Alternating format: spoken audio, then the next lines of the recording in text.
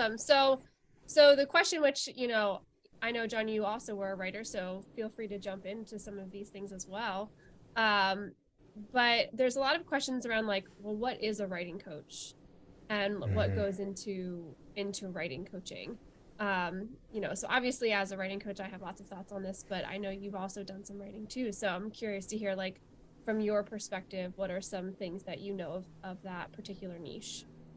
Yeah, totally. And then I love to hear your thoughts on it too, because mine aren't as detailed or as specific. What I know about specialties in the coaching field is there are two different ways to look at them. One is when you're looking to hire a coach, I think it is a best practice to look and to see what is the area that you want to look at in your life, you want to work on in your life, and then to look specifically for a coach in that area. That's what I do. Like when I'm looking for a new coach, and what I'm looking for is both a coach around a specific project. Like let's say there is a specific project that I'm interested in. I want to write a book or I want to do X. Yeah, look for a coach in that space. And then have the coaching relationship begin and end with the begin and end of the project. That's a pretty standard way to go. Another way to look at that is to view the specialty as an opening to then coach in all the other areas of your life. And this is how, I mean, in my experience, I worked with students, I did some with executives, grades, future, college. Those were definitely on the table, but they were openings to look at all the other areas of a student's life, their relationships, how they're doing athletically, you know, how they're doing as a human. All those kinds of things go along with it. But for writing coaches, and specifically, I never was a writing coach. I mean, I wrote for Newsweek for a year, put some books together, but I never really worked specifically as a writing coach. So this is where I'm curious about your experience, Britt. I've had a lot of ideas on it. I've talked to a lot of writing coaches about their specialties and what they do, but I'd love to hear it from you. Yeah. Yeah. So for me, writing coaching, I do a lot of what you just said. As a writing coach, it's really common for other life things to come up in a session. Um, so typically the writing coaching relationship begins with somebody wanting to write something. Now, I am an equal opportunity writing coach, and what I mean by that is that while I prefer to specialize with fiction writers, I have folks from all across the genres. I have nonfiction folks. I have somebody who's writing their dissertation right now, which is really cool and fun. But really it starts with that, right? Like this is the goal. This is the thing I'm trying to achieve. Um, my coaching session, I know a couple other writing coaches who, there's more like traditional writing coaches who stick very much to more pure coaching. Mine sort of is more of like a hybrid. Hayden once called that coach salting. Now I know mine's a little bit more coaching related, but typically a session will look like talking about anything that's going on in their life as it relates to their writing, so if they didn't achieve their goals, what happened this week? What was it that held you back? Okay, do you want to talk about that? Do you want to dig into what that thing was? Whether that be a relationship issue, whether that be something traumatic coming up. Writing projects are very lengthy, sometimes spanning months or even years. And so it's not uncommon for folks to come to sessions with other stuff going on. So the background that I have in my coaching education is really important because I have to constantly pull from that, even when I'm working with writers. And then the other side of the writing coaching piece is just like the progress of the piece that we're working on. So if a client comes to me and they want to write something, the first half of our session is normally talking about that life stuff, what's getting in the way. If we kind of get through that quickly, then we take a look at their piece. Now we coach around what's happening in this piece. Maybe I'll coach them to coach their characters, to think differently about what their characters are doing and what are the motivations of their characters and what are they aspiring to do, to be. If it's nonfiction, what's the message that you're trying to get across here?